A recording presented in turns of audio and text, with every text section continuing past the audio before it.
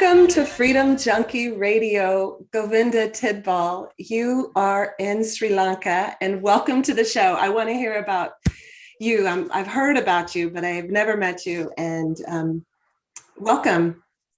Well, thank you very much. It's a pleasure and a privilege to be here with you today. So yeah, I look forward to chatting about all these different things. We've had some interesting exchanges, and I think there's a few different things that we wanted to talk about today. So let's go for it.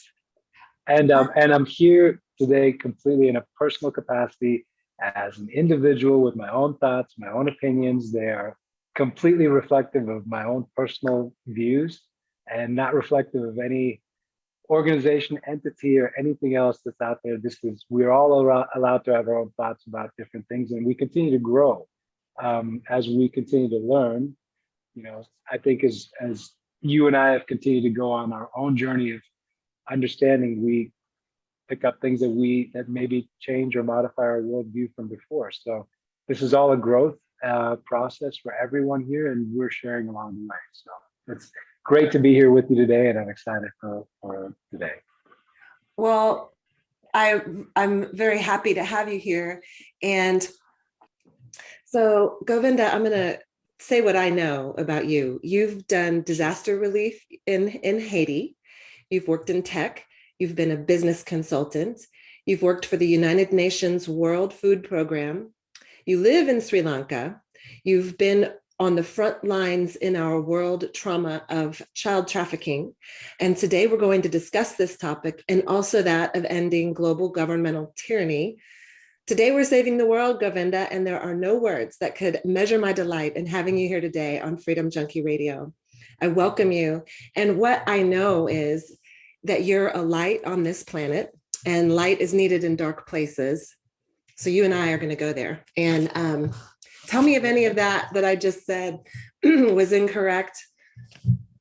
I mean, those are all different activities that I've done along the way in my journey, but we're all in a journey, right? And so what's interesting is you'll have different manifestations of your journey, but you're not any of those things. Those are just an extension of you in a certain moment of time. And so, yeah, I've done some different things, and I've worked with some different people. I've had sets of experiences that have been quite amazing. Disaster management, development, worked in the business world as well in different capacities. I've worn several hats at the same time, so sometimes it gets a bit confusing, but I've done like two things at the same time, or three things at the same time. But here I am today, and I'm happy to share with you from those experiences from the past, but also kind of where we are right now and where we will be going in the very near future. Yeah, I want to talk about, I want to know what we can do to make the world a better place right now. So all the stuff we've done in the past is irrelevant up until right now. Not irrelevant because it's who we are, but yeah. So first of all, are you American, but you're also Sri Lankan? Do you have dual citizenship?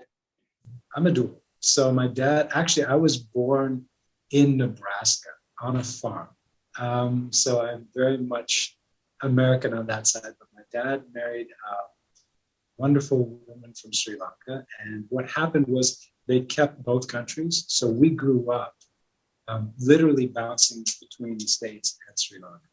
And during that time too, stopping in all these different places along the way.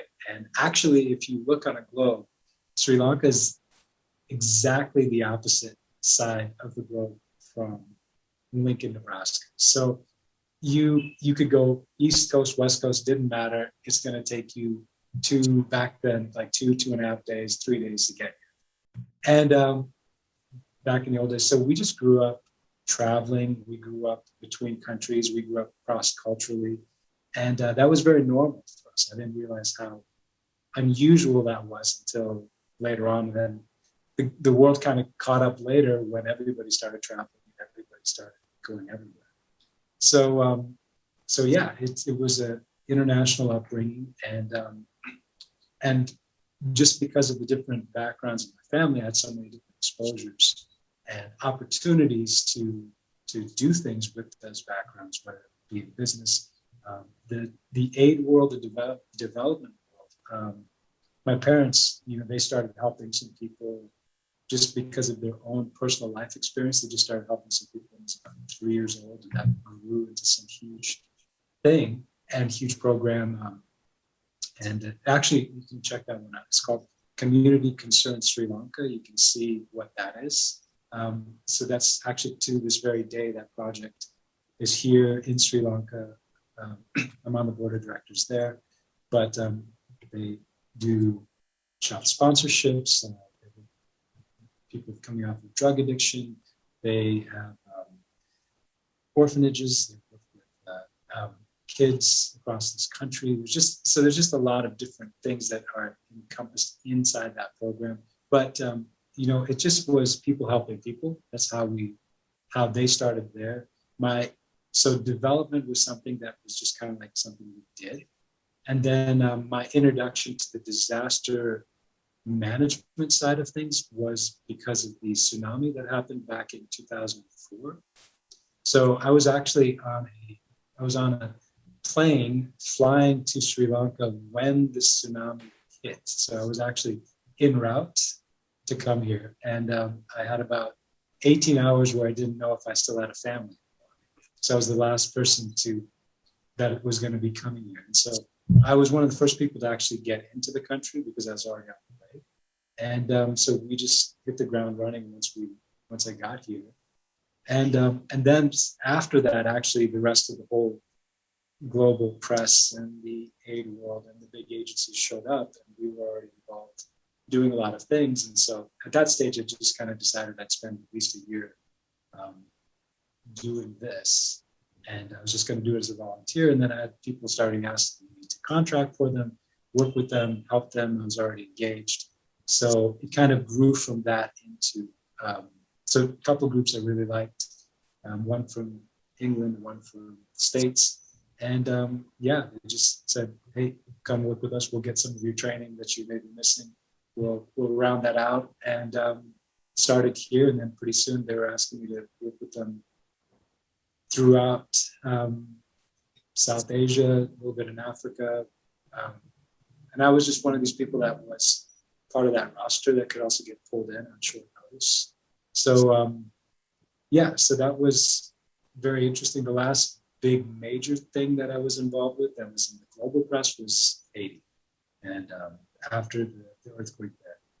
So I spent 5 months in Haiti on 2 different rounds during 2010. That was so during that time you work with different agencies, but also you see a lot of things as well. And it was, it's difficult because there's already a lot of these places already have vulnerabilities before bad things happen, and then when a disaster or an emergency gets tossed on top of that, it just makes it that much worse. So whatever was a vulnerability before gets just amplified. So it just sounds like you've been witness to a lot of human suffering. You could say that. So. And you manage to have a positive outlook and a positive message. When I've heard your podcast, tell us real quick how people can because that's how I've heard your voice before. Is your podcast? It's called Faith Mix. Yeah, so it's called, so faithmix.com was, so what happened there was just kind of during my college days, early days of the internet podcasting, I guess. I just started, just the idea was I just had something to say. And so, and I kind of was impressed within myself at that time to have our own property, if you would. I mean, just because it was like someplace where at least you knew you could go and put things and people could find them. Because sometimes I would meet people when I travel and I just maybe meet them once, but there would maybe be more that I would want to share with them or more that they would want to receive. And sometimes it's a way, for me, podcasting in part is a way of multiplying yourself, because maybe you and I could have a conversation once, But if we could have this conversation like we're doing today, and 1,000 other people could join us in this conversation, because I have also my limitations too. I can't do that conversation 1,000 times one-on-one. But if we can share that, that's just a way of spreading thoughts, ideas, information, encouraging each other. So faithmix.com kind of started like that. There was a point that grew really fast, and then I think we were on the early stage of big tech censorship. So we were probably some of the first people to get the crackdown on the algorithms, and then get like cut down on platforms, and things get taken offline, and had multiple DDoS attacks, and just so it's kind of, but we still just found a way to just keep things going. But so different platforms, different places, you have one spot over here, and a few hundred people will listen to it there and somewhere else, but it gets out. Well, so what was the message that got censored? What was it that you were? A lot of them got censored.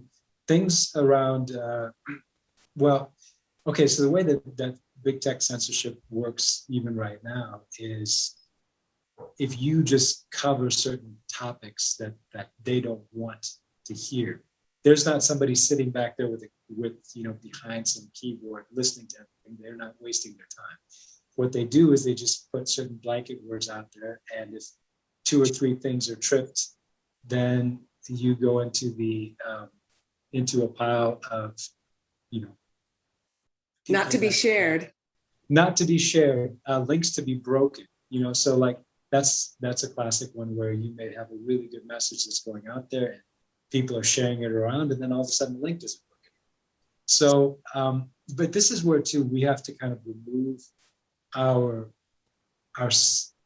there's that ego element that people they want to see that how many people have viewed your video, how many people have seen your podcast. So that's something where it's kind of part of our own growth, because if you do your part, which is sharing what you know and bringing it out there, let the message do what it does.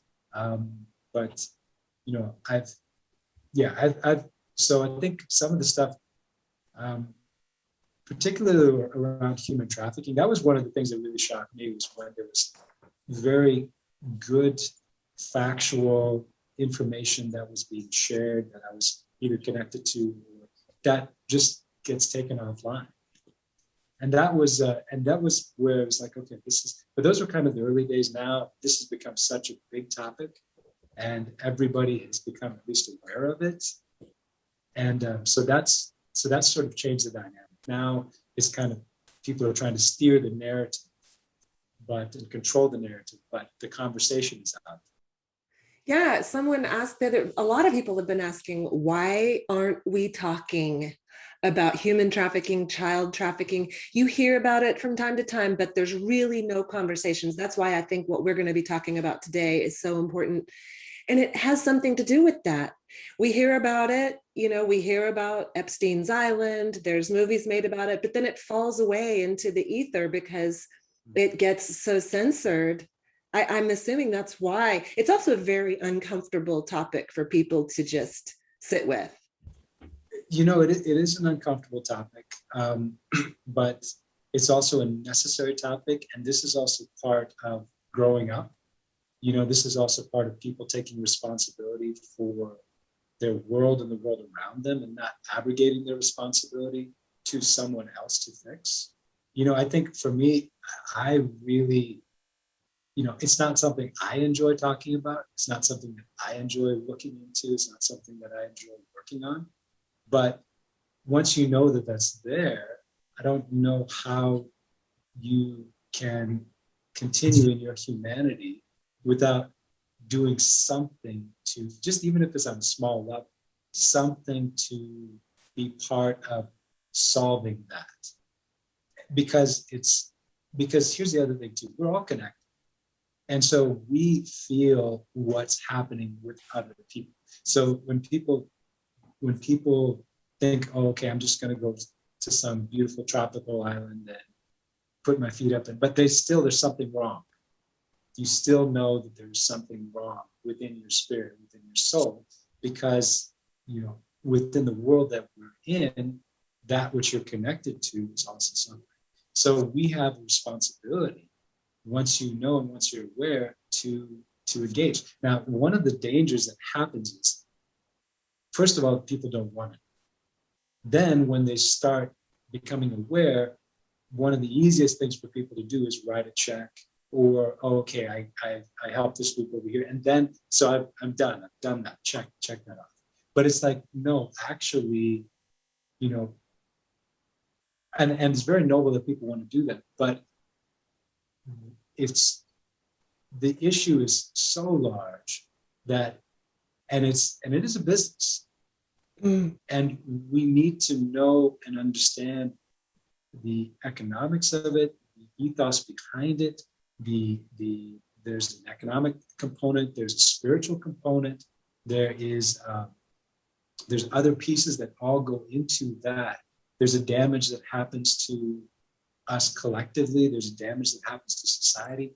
All of those pieces need to be things that we look at and we address.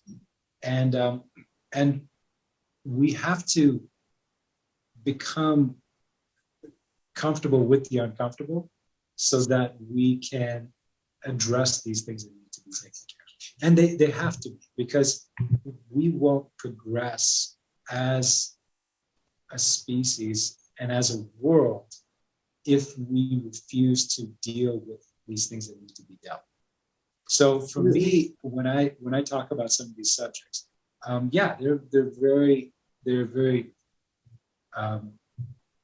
they're not nice subjects, and but at the same time, they very much need to be addressed. And if we bring that forward, and if people just say, okay, well, what one small piece can I do? If everybody did that, this would change very quickly.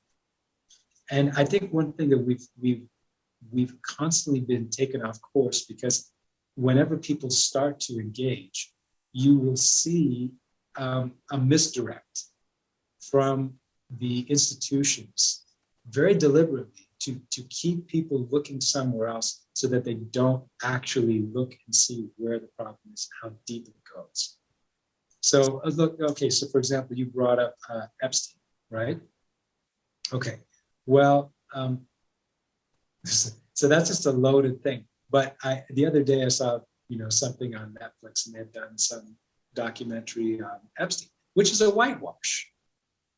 So my wife and I, we watched just a little bit of it, and as we got into the start of it, and it was basically trying to steer that narrative for people that might have heard something but didn't really look into it very much, around two girls that were very close to being adults, that, where there's some inappropriateness that sort of happened there. And that was the wrap up that was done around this, where if anybody knew and looked into that specific case, you would see a lot of very powerful, very influential people that were involved with, that have traveled to, that have been engaged with, that's very uncomfortable for them. You would see things that have happened with the Department of Justice giving a slap on the wrist for in 13 months and then pushing out a number of other cases for one case that was given, that they looked into, and then they just kind of gave this guy a slap on the wrist. So you see where people can't answer what happened with the DOJ. So if you start to dig in, it starts to bring up uncomfortable and more uncomfortable questions, more uncomfortable things about institutions that people want to trust. So badly they want to trust these institutions. So badly they want to trust these people. They want to believe that these people that are there in these positions, that they really, really, really, they're hoping beyond hope that they're not what this could be alluding to that they may be. Now, I would love an open and honest dialogue. I would love a functional justice system that's transparent.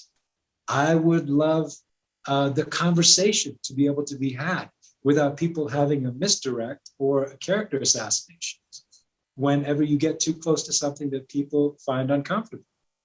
We'll probably have an army of trolls. If this video goes and we start having 20, 30,000 people watching this, we'll probably have an army of trolls that will show up in the comment section to discredit, and then they'll unleash a bunch of bots to give a bunch of dislikes so that this conversation can't just be had. It gets buried. Yeah. And so the burying of the conversation. Now, who's burying it? Why are they burying it? Then see, so when we start to dig, the more that we start to dig, the more that we start to get more questions. And the answers that we start to find are not necessarily very pleasant. But what it does do is it also then stirs us to say, okay, well, now what else do we need to start looking at? Because now we start having to look at addressing systems. We start having to look at addressing the undercurrents of the very society that we live in. We start having to say that, okay, there's institutions that need to be looked into. And see here, so you mentioned governments. Okay, well, in the States, government is supposed to be by the people and for the people. So if the government is not by the people and for the people, which we can all agree it's not anymore, right? That's apparent. Well, so if that's the case, then the people need to say, okay, then we still need to work on having something that is by the people and for the people. So that's where, so instead of us, it's very easy to complain. You know, it's very easy to vent. It's very easy because it doesn't cost anything. And we can vent our frustrations, but we're still not engaged in something that's contributing to the solution. So if we say, okay, we don't have a representative government. Okay, well, what's that going to take to have a representative government? And maybe we don't have the answer, but let's start having the question. And I want that to be our major second topic is Sure. how we can free this world and move forward as a human race of free people without government becoming tyrannical and just always ending up in this mire that has to be dealt with. And it happens for some countries, it happens every few decades. Apparently for us, it's taken a few centuries. But so back to the child trafficking. Yeah. I'd like to talk about demand and where you think demand is coming from, and then what can people do? When we spoke of it being uncomfortable for people, I think the first time you hear some of the details about what happens to these children, you experience cognitive dissonance. I did. Yeah. When I heard about some of the worst things that happened to these children, I spoke out loud. I can't process that. I can't believe that. I'm going to move on with my life and go water my plants. That was not. And so, but I had said, I can't deal with that. But my subconscious was dealing with it over time. And then, so it's been a while. I've known about this for a while. About a year later, I heard about some of the horrible things again. And then my brain was ready for it because it had slowly been going, you can do it. You can do this, Betsy. You've got this. And so now I can have the conversation, and it is ugly. But like you said, I can't go lay on the beach and kick up my feet, go water my plants. And knowing that this is part of my world and I love people so much, I want to do something. So I want to ask you what it is from your perspective, and what do you do when it comes to child trafficking? What have you seen? And then tell us what we can do. Okay, so first of all, you can still water your plants. Thank you. We still have to have balance. Okay, we still have to have balance in our lives, in our world, but we can still engage in the solution. So this is something too where I want to emphasize that as well. Having balance will enable you to go much further in dealing with some of these things. So rounding that out a little bit, it's fine. I love going to the beach, love kicking up your feet, but also deal with these other things that are uncomfortable that need to be dealt with. Okay, when we talk about the issue of human trafficking, we're not just, people bring up the issue of child trafficking because it's so horrendous and it's so impactful. But when we speak of the issue of human trafficking, we're talking about, it's a broad encompassing umbrella that covers sex trafficking, children, women, men sometimes too, but sex trafficking, labor trafficking, organ trafficking, illegal adoption, child soldiers, unsafe migration. Those all fall under the broader definition of human trafficking. And so there's different pieces that go into that. Yes, there's a demand side component to all of that. So each one of those you can look into the demand side component that goes with it. So for example, you brought up Haiti. Well, so while I was in Haiti, and I was part of their, by request, as part of the, by international agencies request of me, I was part of the counter child trafficking, they call it the cluster, which is, so the different agencies that come together and they share the information and the different efforts that they're making with regards to that. After the earthquake there, the conservative estimates were that there were 2 million vulnerable children at that time because housing was messed up, infrastructure was gone, the border was porous. And so you had all these kids that were in camps, and there was already bad before, but after the earthquake, the vulnerability, when the vulnerability and the hazard come together, that's where you get that disaster. So after the earthquake, you had huge vulnerability for 2 million kids. And because of that, basically, so from a financial side, the supply side dynamics, there's a huge supply available. And wherever there was demand, it was being pulled through. So demand coming from the US, demand coming from across the border in the Dominican Republic, and all those different places, well, because the demand was there, these kids were disappearing. So, and at that time, for example, I didn't understand certain aspects too. Now I understand more. But I didn't understand where these kids, because I was still learning as well. Like, who wants to take these plane loads of kids that are disappearing? So I'm sure you've seen shows like the drug cartels, where they fly drugs up through, these planes and land in these unmarked airfields. Well, it's a logistics operation. Well, if it's a logistics operation and just change the commodity that they're transporting, then who has demand on those other sides, and for what reason and what purpose? The sex trafficking, there's some very horrible other things that go along with all of that. Some very evil people that are connected to all of that. There's very strong demand side to that, which is the ugly side of humanity, the ugly side of what is in our world. But yeah, so in that kind of a situation, so okay, within the world of trafficking and counter trafficking, there's sort of the broader piece that people talk about. There's the 4 P's, right? There's the prevention, there's the protection, there's the prosecution, and then the 4th P is they talk about partnership.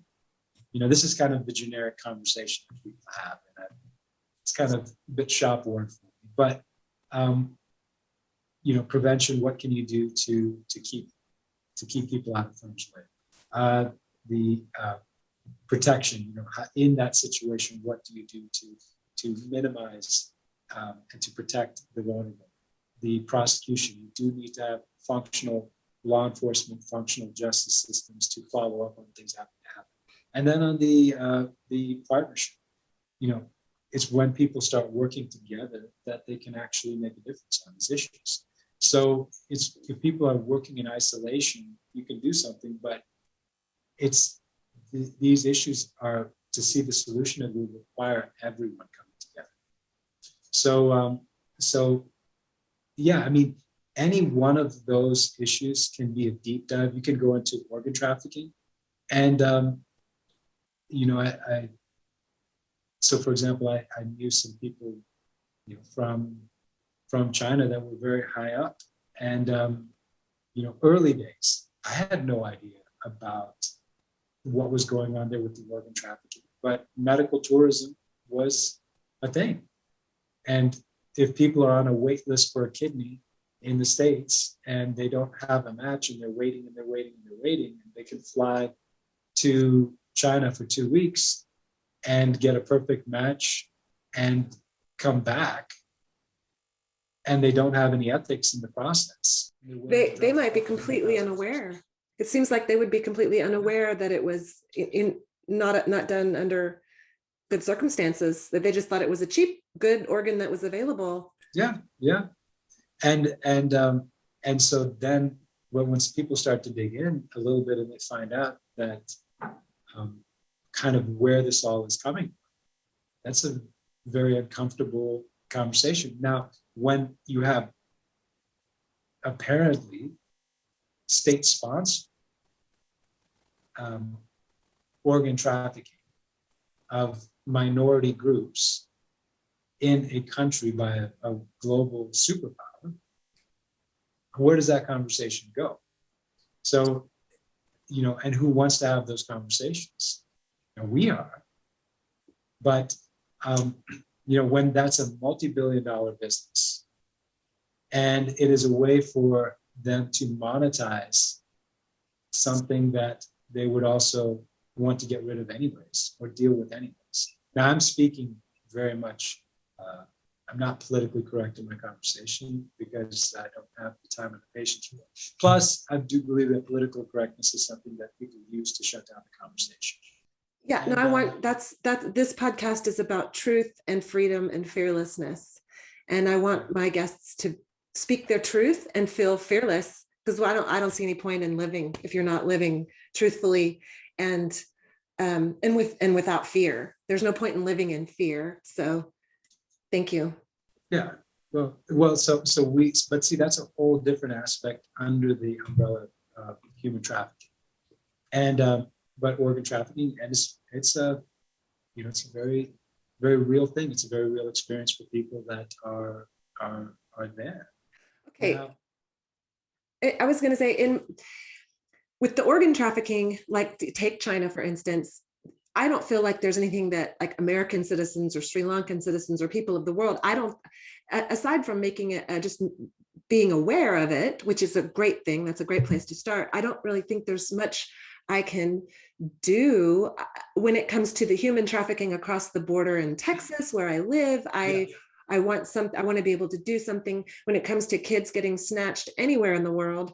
I feel like the demand for prostitution in general, and I feel like it's being driven by this massive amount of porn that's available on the internet. And that's a whole conversation to have. I want to have some guests on that specifically know about the porn addiction and that problem, because I feel like it's got to be driving this demand, because people are getting perverted, you know. I don't know. Well, it's I mean, that's a whole nother part of this and a whole nother piece of the conversation, but it's definitely contributing to demand, and it's definitely affecting people's psychology in a negative and an adverse way. It's also inhibiting their ability to have healthy relationships and meaningful and fulfilling relationships. So again, too, this is contributing to that lower frequency, that lower vibration, and as people kind of go in that direction, if you find more and more things in that place. So this is part of where for us on an individual level, when we do our part to engage in our own development then we can then also begin to work on the solutions in what we see around us. So for example, you talked about the border of Texas. Well, yeah, okay, so aware of what's going on potentially in a place like China, engaged in what's going on in a place like Texas. So the conversation there becomes, okay, around something like what's happening in Texas. Well, what is taking place on the border? What is the actual situation? Not what are we being told? Because we find so often that the narrative is being shaped, the conversation is being shaped by the controllers of information.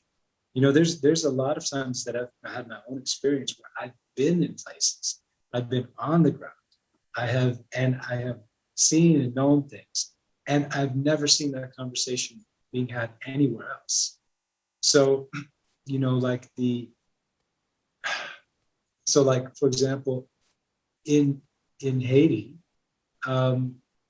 after the earthquake, and there was a cholera epidemic. Well, the cholera epidemic was the result, when you go and you talk to the Haitians who traced it back, it was the direct result of a set of UN peacekeepers that were brought in from Nepal, who had the South Asian cholera in their system, that were put on the outskirts by the Atibana River, where they violated sphere standards in disposing of raw sewage, and they're just basically sending it straight into the water. And that was where cholera got introduced, because that was where the first outbreaks of cholera came from in Haiti, was there. And then it went into the cities and everywhere else, and it was a South Asian strain of cholera. So it didn't come out of, these camps that were overpopulated. It came out of basically UN peacekeepers that were brought in that were violating, that they didn't set up the camps right. Now when did that come anywhere in the world in the press? Did you hear about that in the press? No. No, but everybody talked about a cholera epidemic, but nobody talked about where it actually came from. And the Haitians in the country were the ones that clued me in on what happened. So it's, and because who wants to cover that story?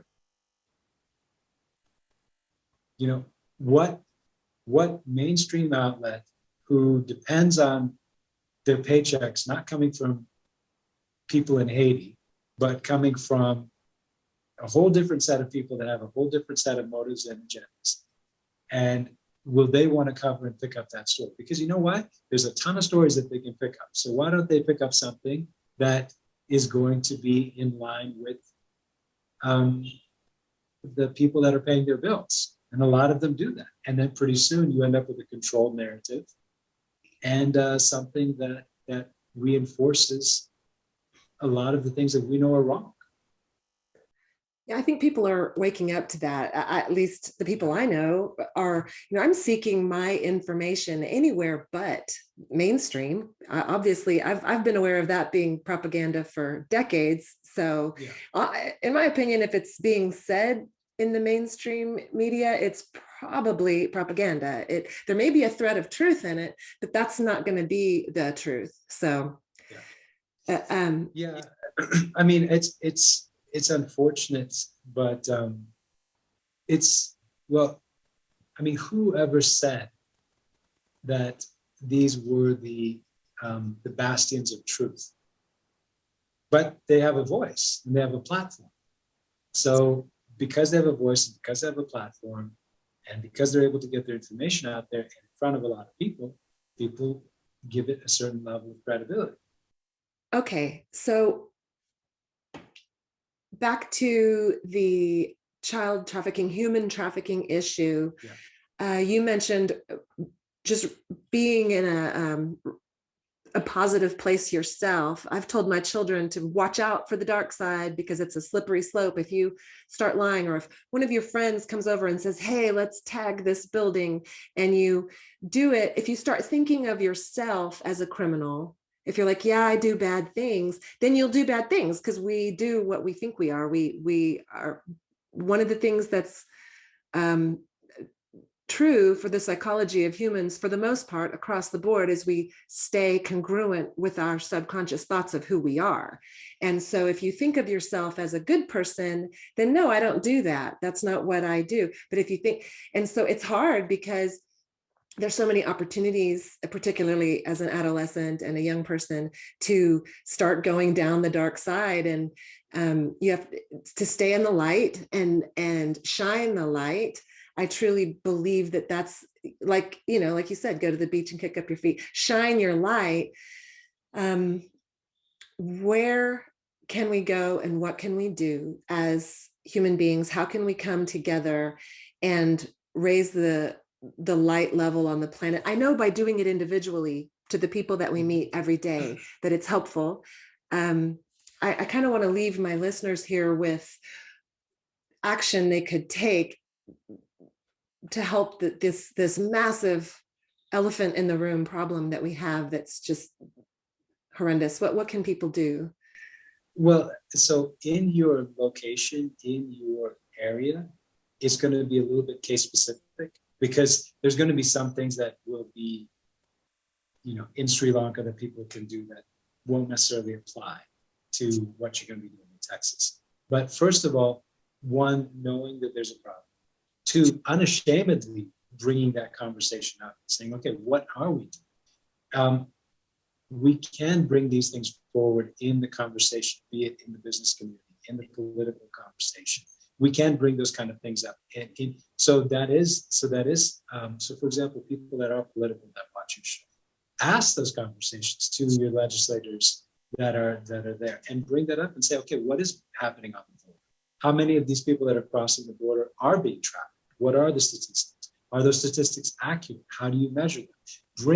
Bring the engagement and the attention and the light into those dark places. Shine the light on those things so that the conversation is being brought out. Because once you have the right information, you can then begin to take the right corrective actions. And so when you start taking those actions, and those actions can be very much individual. So, you know, on one side, you talked about how we align with what we believe. If we start switching from a place of, you know, hopelessness and despair to, you know what, there's a solution to this, and we're looking for the solution, and we know that it's there, and we're expecting it, then what are we going to start seeing?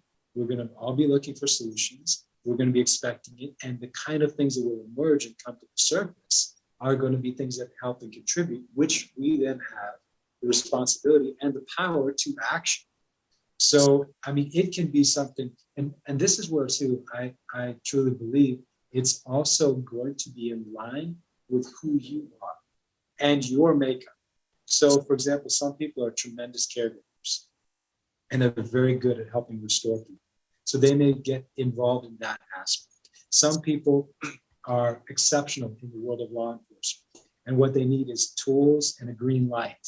So they may just need to be able to bring that forward, and they may need empowerment. There's people that are exceptional in the world of tech that I know, but they need to know that they can apply the particular use of technology to this problem. And as soon as they understand that the technology could be applied to this problem, all of a sudden now their wheels start turning, and they say, absolutely, what do I need to do? How do I put that to work? So I'll give you an example. Just say it's somebody who's involved in technology, but they don't know how they could be involved in counter trafficking. Well, okay, let's talk about something like the blockchain. Well, the blockchain is an immutable public ledger.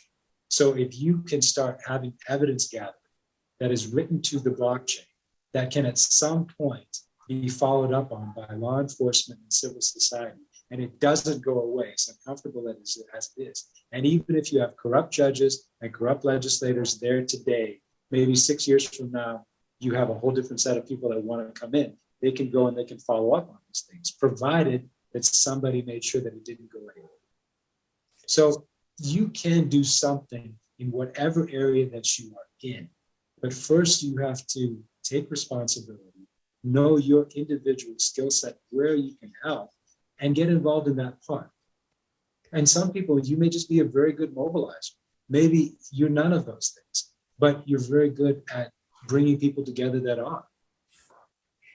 I love this because it's, I love that exactly what we're doing, having the conversation and not letting it get buried.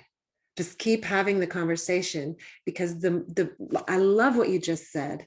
It's kind of the bloom where you're planted. Use your skills, whatever they are, and action is all that matters. We can sit and talk. We're taking action by sitting here together today and bringing awareness. And if knowledge, even wisdom without action is, it's meaningless, really. So You're getting into the name of faith.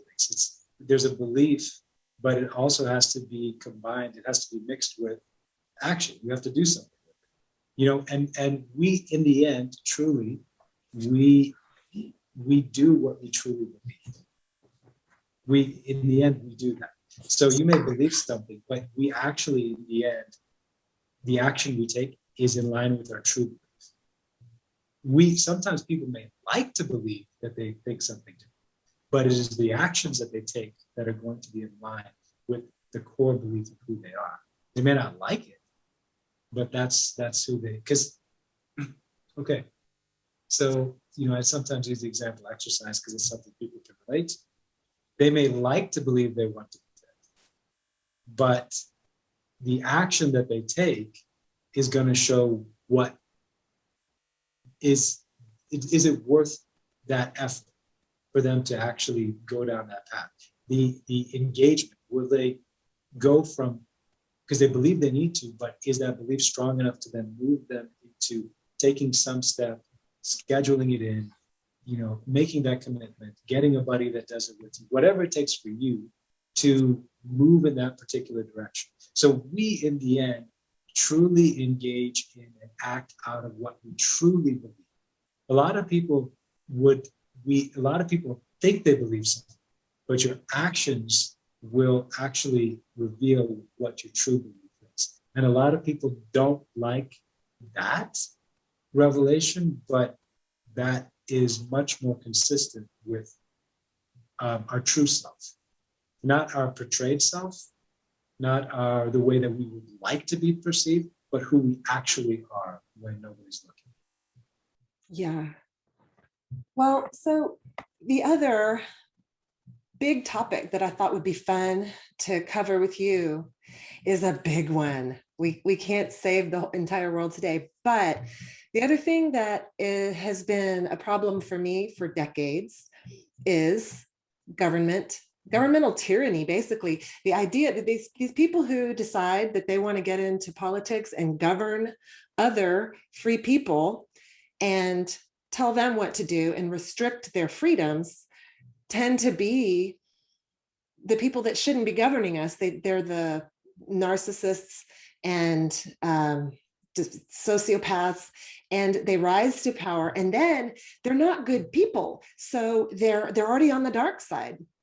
And then they've got this power where they can either print money or take tax money, excuse me, and pay it off to their buddies. I was explaining this to my kid yesterday. I was like, okay, so we need military airplanes. So a politician figures out how to get his buddy to be the contractor who gets the 900 billion, and then for the contract, and then the contractor gives the politician, lines his pockets with a few $1 billion.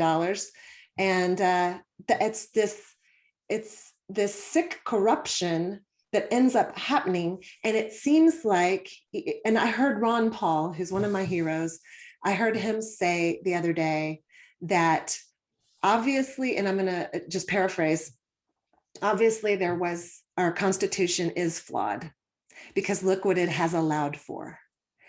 And that's just heartbreaking to me, because the Constitution is like one of the things that I cling to. And I know there's people all over the world that cling to our Constitution, because without it, the world, we would fall into a one world global government tyranny. We've got Agenda 21, we've got Agenda 2030. It's on the table. It's out in the open. It is not hidden. And they want to you to own nothing and be happy. And it's gotten insanely outrageous. And I was not screaming about it. I was so mad about this 10 years ago. I ran for Congress as a libertarian in 2012. And my slogan was "Got Freedom." And that's still my slogan. This is Freedom Junkie Radio. I feel like there's gotta be a better way. And one day I'm gonna get my cousin on here who can sit and spout about the philosophy of anarchy and how we really could do without government. What on earth, in your opinion, if you've gone down there in your mind, what can we do as free humans where other humans shouldn't be above us? What do we do about this thing called federal government that right now is going to tell us we need to have vaccine passports in order to go anywhere? It's getting crazy. Okay, so we're getting into an issue of control. You know, this is the bigger word is the control. So we're talking about control and the issue of control. Let me just bring one small bridge between the issue of human trafficking and government, which is also money and the creation of economy and the resources of our world. So there is a one-to-one correlation between the likelihood that somebody will be trafficked and their access to financial services. There's a very high correlation between the type of things that relate to the resources of our world and the vulnerabilities that it creates to put people in the situation where they can be affected by the supply side dynamics of human trafficking. So then there's a demand on the other side. But so when it comes to governments, we're talking about the systems that are there that are in place that are supposed to be there to serve humanity. These are called quote unquote public servants. That they go with the title, but who are they serving? So when we start looking at this, the frustration that people have is because they know it can be better and they know it shouldn't be like this, yet it is. And, you know, we want to have something that's good, but, you know, we don't see that. And then people, the next guy comes in and he's just as bad as the last one. Parties change, but it still goes in this particular track. So back to, you know, again, by the people and for the people. So this is where the people themselves need to begin to come together. And this is where one of the things that's going, first of all, you fix you. Start there. We have to start from within, and then we can be of service with that. So we have to first start there. Because so often people want something out there to be fixed, but then we don't deal with ourselves. We don't deal with that inner person. So first start there. If you want that larger manifestation, the chance for it and to be a part of that, you got to do some work. Everybody's got work to do there. So, you know, this is universal. This is part of our journey here. We have work to do on and within ourselves. So start there. Then when it comes to, so is it by the people? Is it for the people? And we can bring that out. And when it's not by the people and for the people, when we start mobilizing, we start coming together, there's strength in numbers. This is why they try to keep people isolated. This is why they try to keep people divided.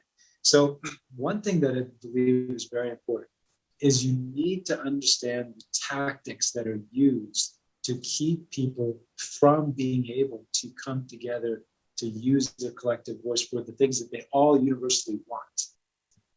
And so what they do is they keep people divided so that they can be controlled. I'll give you an example from South Asia. So at the height of the British Empire, there was about 3,000 troops they had in India, and they were controlling over 1 billion people. Now, how do you control 1 billion people with 3,000 troops? They kept everybody divided against each other, and then you didn't need much in the way of manpower because people were fighting themselves. So all over the world, this tactic of divide and control, divide and conquer, has been used, and you have so many subdivisions, so many different ways, so many micro labels that people can apply to themselves, and they take it, they choose it, they engage with it, because as soon as I engage and I call myself a this or that, now what am I doing? I am now establishing myself to then be in conflict with the opposite of whatever that may be. And it's fantastic division politics when you can have two sides, because then you just put them at each other with that one little thing that divides and separates, not going forward in the 90% that we all agree on. You know, you can take some of the people that you may have the worst odds with, but if you actually came together and you sat down, you probably would agree on 90% of the things that you feel are truly important. But they get us to focus on purpose on the things that we disagree on, so that we don't actually engage and move forward on anything. This is where the issue of human trafficking is actually quite powerful. That was something where I saw across political lines, didn't matter what people's political backgrounds were, people said, yeah, you can't do that. You shouldn't be doing that. If anybody that has humanity within them, at least their overt stance, even if they were engaged with it privately, overtly, they were human trafficking as well. This shouldn't be there. What must we do to fix it? So there were certain things where people could say they came because they knew that it was wrong. There's some things that just like, it is such an affront to your humanity. You know that you need to do something. But we need to be coming together around the things that we agree on. And so this is where proactively we should be saying, find people that you disagree with and say, let's have a conversation. What do we agree on? We can fight all day, but let me ask you a question. What do we agree on? Where are we in agreement? And let's look for that. I would like to find that common ground. What does that look like for you? I mean, do we agree that everybody should be eating nutritious food? Do we agree that we would like to have the best wellness and health in our bodies, whatever that might look like? Now, we may have some differences in what the application is, but the general principle, are we in agreement on that? Are we in agreement that we would like to have, as much as possible, the least toxic environment to live in, so that we could have the best quality of life where it is that we live right now in this moment? What do we agree on? Okay, let's take a pile of things we disagree on. Let's write them down and let's put this over here. We can just fill up that jar with things we disagree on, and we can get back to those later. But what do we agree on? And wherever we're in agreement, can we begin to work together on solutions for that? Because we agree. And so find those places of agreement with people that you might be at, otherwise you might be told you're at enmity with these people. But find the places where you have that agreement, because then you can say, you know what, in our time together, whatever it may be, however short it may be, how about we do something together on what we agree on? And let's reserve an hour a week to fight it out for the things we disagree on. Like, let's just go at it. When we fight, let's fight, but let's change the dynamic. Let's spend this much time fighting, and let's spend this much time working on what we agree on. It sounds like fun. You're smiling while you're saying that.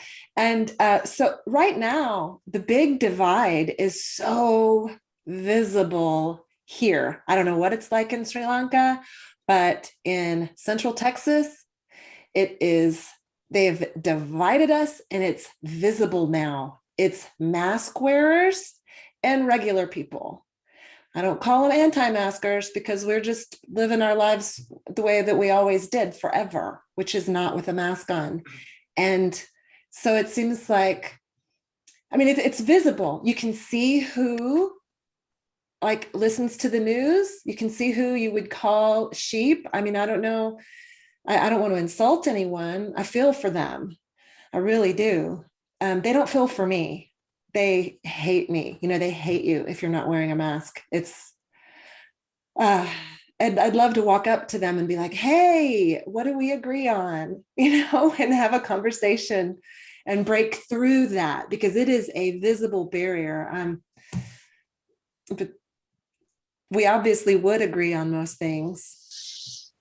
Yeah, and you know, now then this is back to my personal viewpoint. I'd say something like, say, masks, but you know, that for me, because it says it on the box, doesn't prevent COVID. So, you know, for me, what those kind of things have been used as is tools to get people divided. Because, okay, like let's go, you know, immunology, virology. Wash your hands. If you wash your hands, that's a better deterrent. That's the first thing you teach your kids, you know, like in cleanliness. You come back in the house, you've been playing outside, go wash your hands at the same time. You sit down, you have a snack. Like, wash your hands. Why? Because that is a better preventer of infection, historically. But you can't visually see if somebody's washed their hands or not.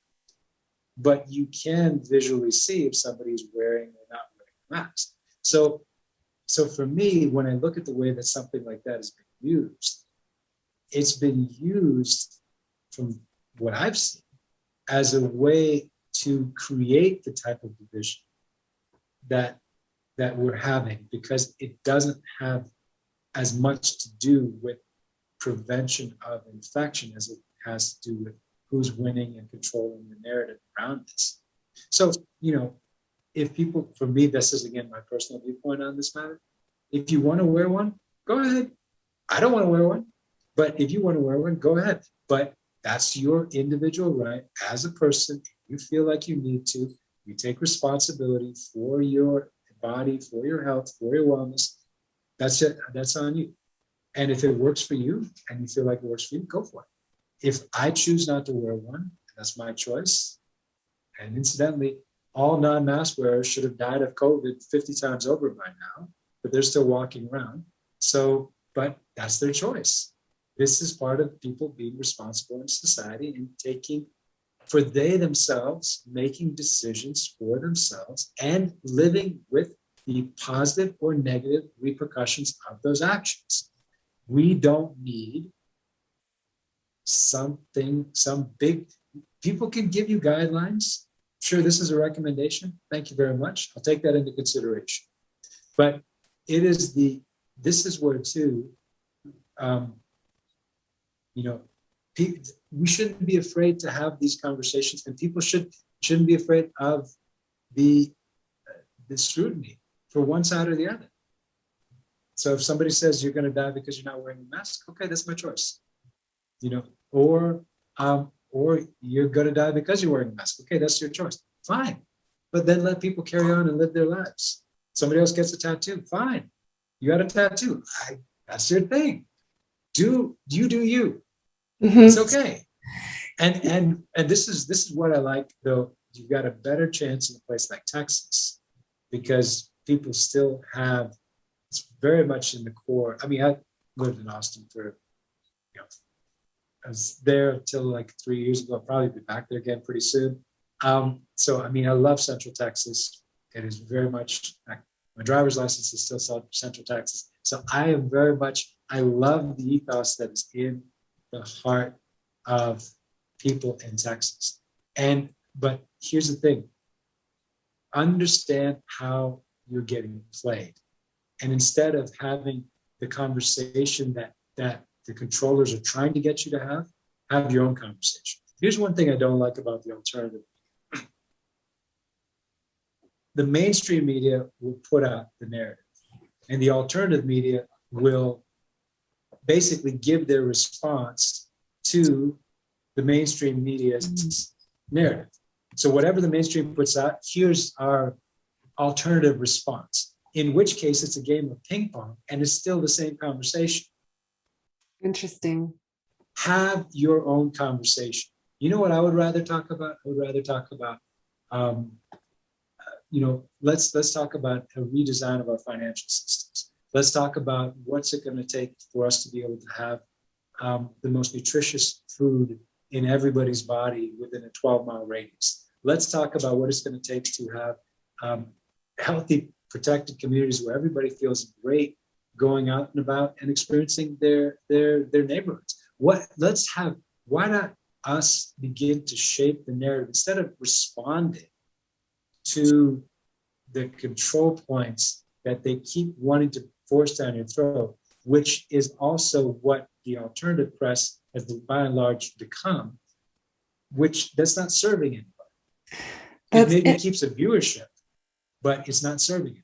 That's interesting because I have not watched the mainstream media in 25 years, but it still filters through to me. I still know what's over there because like you said, that's what I'll see on my, the alternative ways of finding information that I have are, like you said, responding to that. I happen to know what Joe Biden said yesterday, even though I've never seen him on TV, so it's true. This question is if Joe Biden's actually been on TV. That's a whole other conversation. Yeah. People are watching CGIs and all that. I don't know. It's very strange what's going on over there. It is. I just feel like we all need to do what we can. And that's why I'm doing this. And the idea was, what can we do to change this? Like you were saying, by the people, for the people. So let's keep going.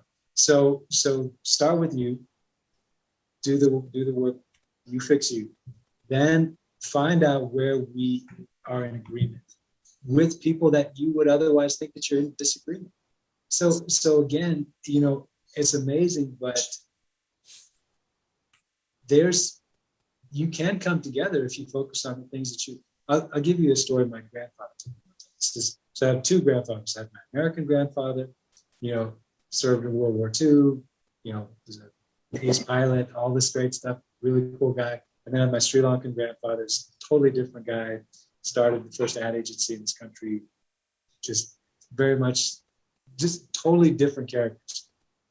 And their stories kind of come into my conversations because I was close to both of them. But so my Sri Lankan grandfather, he shared the story with me one time. A teacher went in to teach an art class. He was a substitute teacher. And first day of class, he goes in and he picks up this piece of paper and he draws this black dot on the middle of this piece of paper and he holds it up to the class. And he says, he says, everybody, I want you to give you 20 minutes. I want you to write 200 words on this.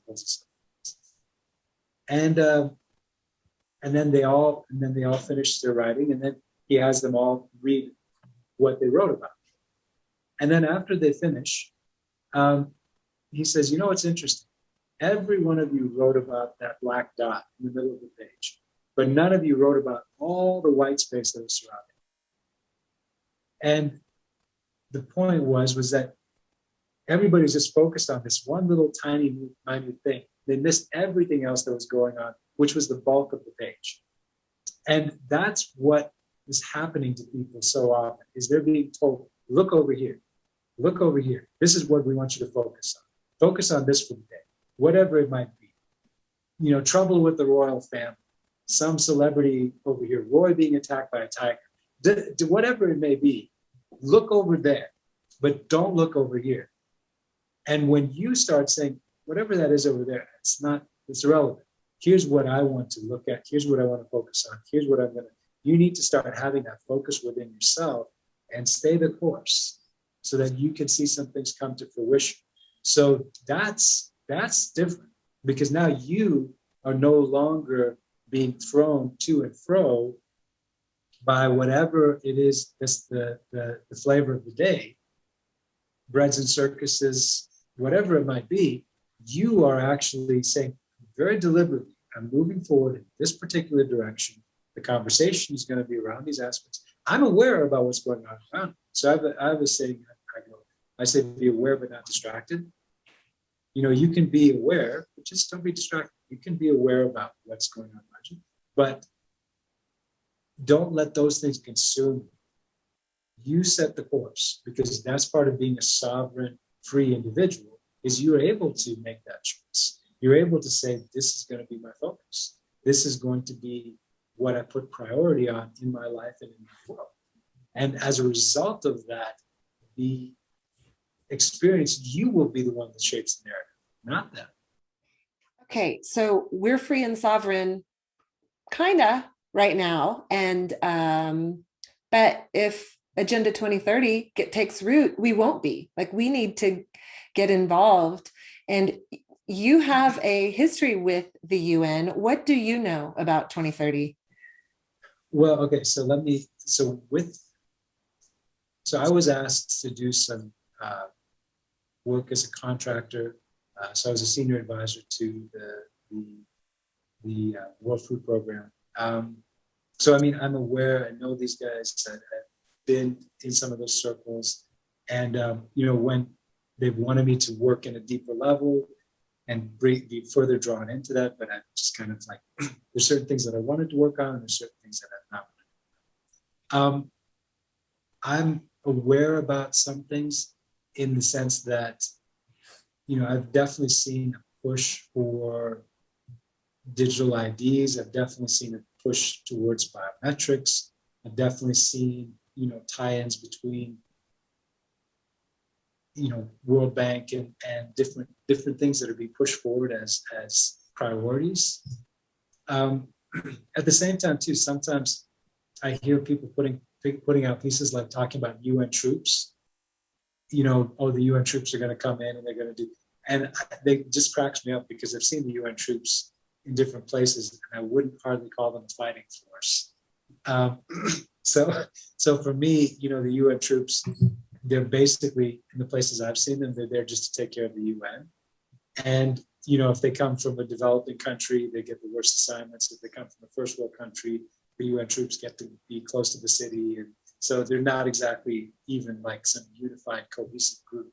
So I think there's people that take certain liberties with certain things. Here's the thing.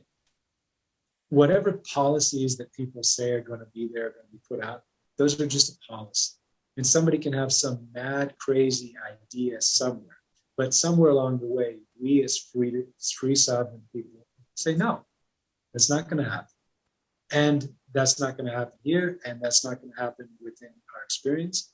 And you've seen that within the States. You have governors that made very deliberate decisions about what would happen in their state.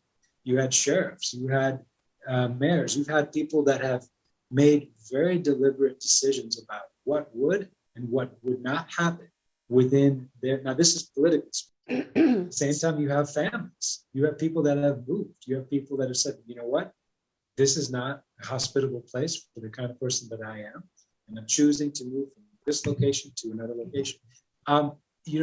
When it comes to the group of the UN, if it was at the core what it would like to propose to be on the surface, it could do some good. It could really help some people. But it's just another entity, and it's filled with people that have all kinds of agendas. Some people in there are trying to do the right thing. There's other people in there that are for other purposes. But for me, any organization, government, religious, church, business, it's made up of people. And it's made up of people that are making decisions. And I think sometimes we give entities, even governments, we give them way too much credibility because they're made up of people. And you can have, if the people themselves make good decisions, we oftentimes, we attribute the actions of individual people and we give it to a corporation. We say, my gosh, look at what this company did. Look at this amazing thing. It's still people. It's still people that made decisions, good or bad, that resulted in a particular action. We love to remove the humanity off of that and then give that over to this nebulous entity. It's made up of people. All these things are made up of people. And when we begin to recognize the powers within us, we're the people. So here's the thing, for me, if there are people that want to work together, to solve something, okay, what can we work together to solve? What can we work together to fix? I'm going to focus on that part. And to the extent that we can do that, we can continue to go forward. To the extent that we can't do that, let's part ways. Let's part ways on amicable, good terms, and let's keep going. So, for me, I have this huge cross section of people that I know all over the world, all around multiple continents, all these different places. And my thing is, if we can come together to do something to help and to improve the lives of the people around us, let's talk about it. What can we do? And if we can, then let's work. If we can't, then wish you the best in your journey on this life. And okay, so when we talk about, and I know those things are out there about Agenda 21, Agenda 2030, and I've heard those conversations here and there, but I think there's a lot of plans that people have had for humanity that aren't necessarily for humanity, and they haven't come to pass, and they've been broken up, and they've fallen to the wayside. And as long as here's the thing, if you don't abrogate your personal responsibility, you say, look, I am responsible. I'm responsible for my world. I'm responsible for my community. I'm responsible for the people around me. I am going to do what I can to, and I don't need Big Brother to take care of me. Thank you very much. We're good. We're good here. You need some help over there? Okay, I can help you out. We're good here. I'm going to come from a position of strength. I'm going to do what I can to help. Oh, you're speaking my language now. Yeah. I mean, it's easy to focus on the negative and stuff. I mean, I'm glad to hear you say that you don't have being even as an insider somewhat, to not be afraid of Agenda 21 or Agenda 2030 in the future. I mean, it is a sinister plan, and it's written out. And I know that it's written by people, and it's people who want to run the world and control the rest of us and control the population in a big way, but not to focus. And I also know that part of the plan is to infiltrate our local governments, which apparently they've done. So I can go, down that path. It's a path of fear and hopelessness, but I love how you brought it back around to personal responsibility. Instead of placing blame, what am I doing and how am I responsible? Because ultimately I am. So I really do appreciate that.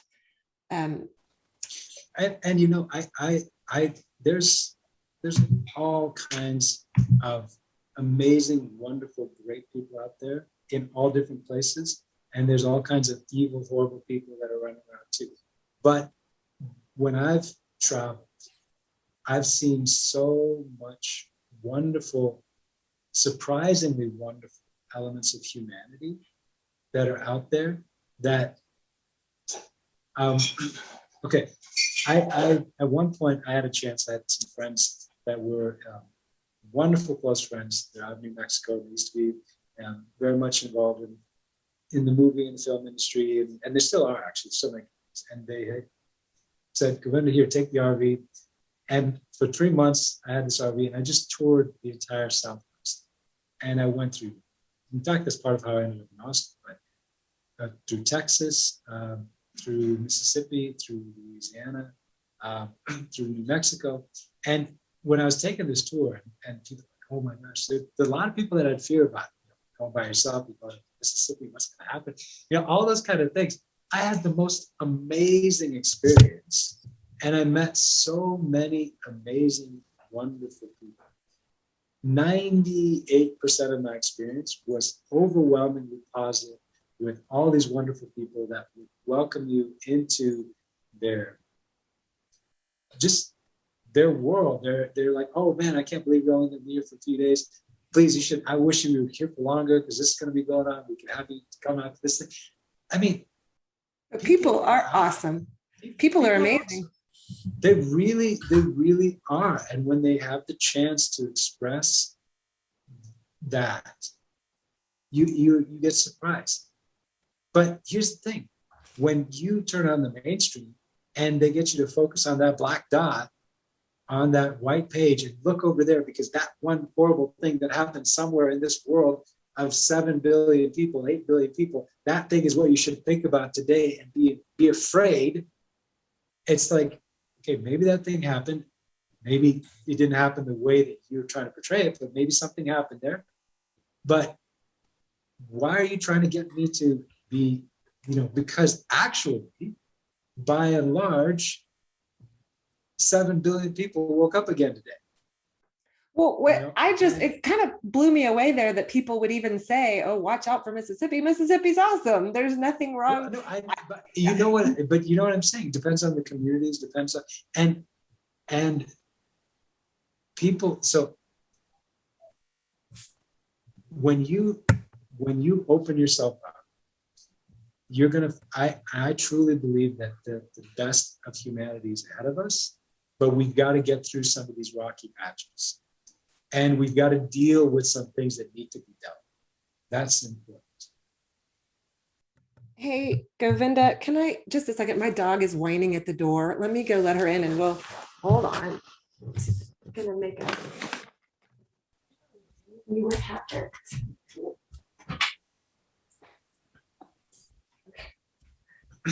Okay. All right. Wow. And I guess we probably ought to wind it up.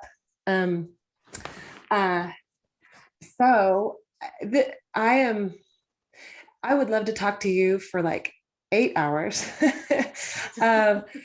What is there anything, since we're going to have to wrap this up? I love that you've brought it to personal responsibility, to not focusing on what they've told us to focus on and to take action. Is there anything else that you would like to leave us with that you can think of? Well, I think we're also at a place where we can all begin to, and we're doing it, but build the systems that we want. Because we can build the systems that we want. I've got friends in government in different places. I've worked with people, and I've had these conversations with them face to face. And I've told government officials, I said, look, in the States, I said, government is by the people and for the people. To the extent that you're still buying for the people, you'll still be in the conversation, but you're going to be left behind. You're not going to be in the conversation.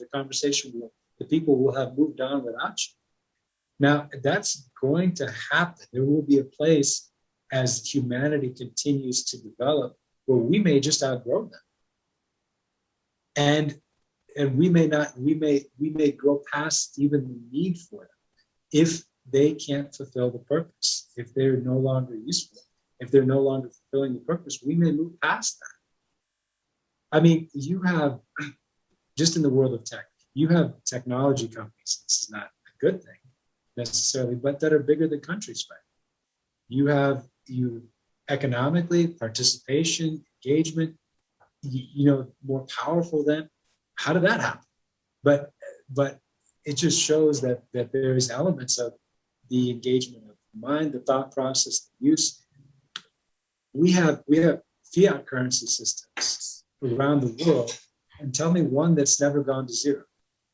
So, but because they refuse to participate in giving a store of value that works for the people, but now if there's alternatives that come up that work, and the people themselves switch and they say, you know what, this is fine. I think we'll use this instead because this is a way for us to store value, participate, share. Maybe it's universal barter. Maybe it's, who knows what will come up. But whatever we come up with, and then all of a sudden now their system that they're trying to force on us, and we say, actually, maybe we don't want to participate in that.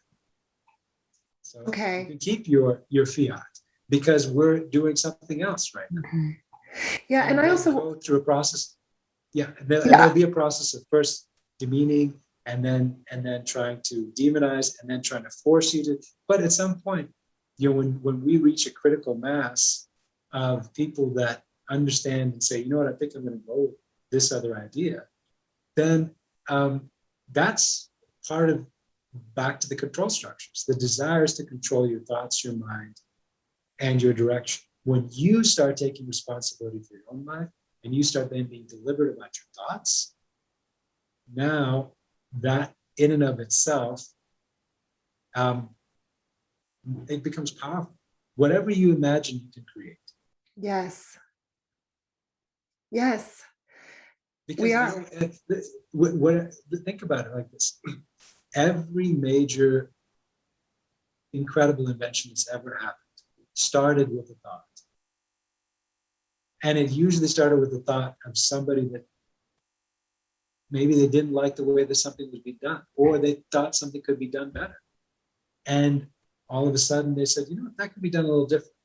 And so it began with the imagination, began with the creativity. And it probably began with a bunch of naysayers that said, because the people that were used to it being a certain way. And then somebody went forward, and it went from imagination to creation to the reality that everybody experiences today, where people say, I can't imagine life without this thing. So we diminish our own power and ability way too much.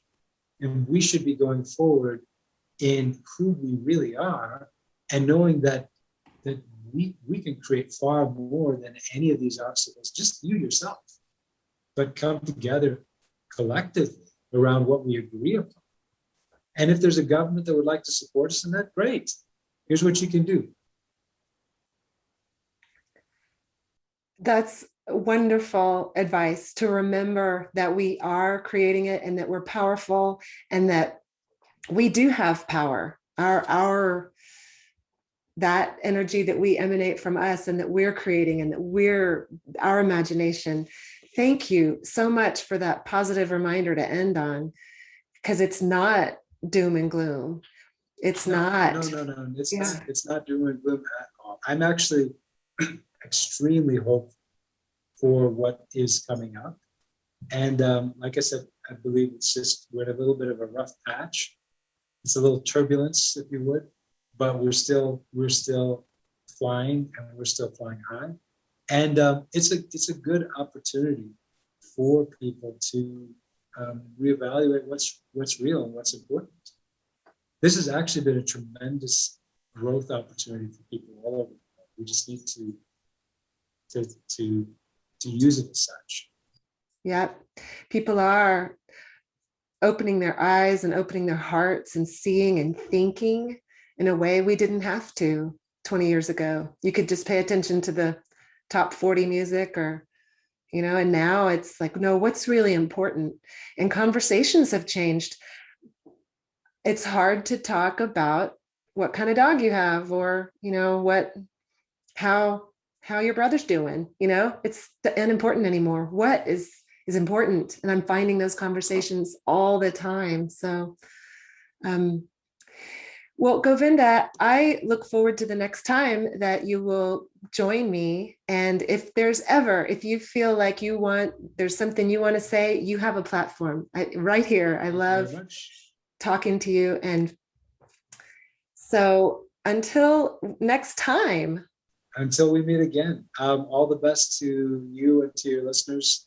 And thank you very much for having me on. I appreciate it. And this is good. So yeah, we've got to wrap it up somewhere. So yeah, I know. So it sounds good. Well, thank you, everybody. I mean, if people want to troll our archives, faithmix.com, it's up there. The site hasn't been updated for a decade, but the information's still there. So. And speaking of that, how could, if someone were interested in contacting you and interviewing you and knowing more about you, what is your contact? Well, so the thing that I use just for the podcasting side, just faithmix@gmail. That's fine. I mean, people can reach us through that. And I've got a couple other friends that have kept everything going there, because there's a lot of different pieces that need to be functional. So, but yeah, you can just contact us through the website. Okay, so it's faithmix.com. I'll put that in the show notes. Yeah, that's enough. And as they just kind of browse around there and listen to a couple of things, they'll find out what they need. Okay. Well, all right. How do you say goodbye in Sri Lankan? I just say goodbye, but do they speak English in Sri Lanka? They speak 3 languages. They speak English, they speak Sinhalese, they speak Tamil. So Sri Lanka was a former British colony, so English is very much, part of the dialogue. But it was also colonized by the Dutch and Portuguese, so you have those words that kind of come in and out of the vocabulary. Someone told me to ask you about the Tamil tigers. Oh, that's a whole nother conversation. Okay. We'll have to do a whole nother show. Okay. But no, this. All right. No, that was kind of a joke because we are wrapping it up. Yeah. Right. Oh, okay. Okay. Well, thanks for tuning in. Until next time. I live better than a king ever did. I live better than a king. I don't need a thing. I've got a puppy and I've got a car and I've got friends and love in my heart and I've got the Constitution.